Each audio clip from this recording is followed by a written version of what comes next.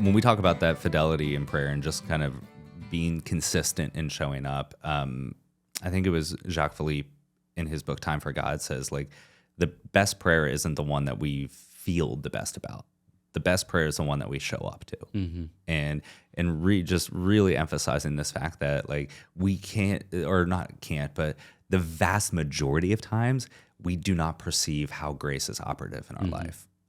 And we can shut out grace by not showing up. Mm-hmm.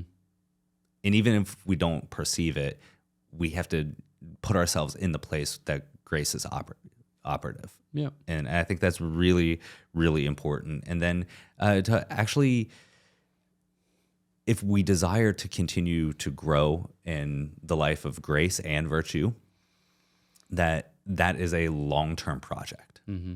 But the only way to actually set out on that journey and in that project is to do the next step. Mm-hmm. And sometimes and I want to say it's not as reductionistic, maybe as we can perceive or think of at times, but maybe the best thing to do is just to say, okay, I'm going to take this 24 hours at a time and take your spiritual temperature, be honest with that, but just say, okay, it's what do I have directly in front of me?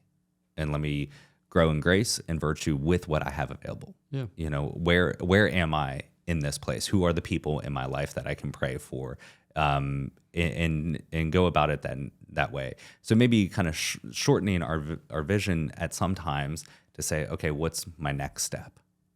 While still having a goal of, you know, perfect union with God in eternity, but knowing to get there is about each step along that way, and not making gigantic leaps and forcing ourselves to move from dryness to, you know, pure ecstatic prayer. But it's like, let's make one step then. You know, it's about that kind of next step.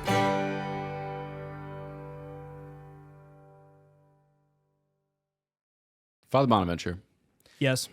would you prefer the Jurassic period or the Cretaceous period? Ooh, Jurassic period, because I don't know what animals are in the Cretaceous period. Wait, are those little shell thingies?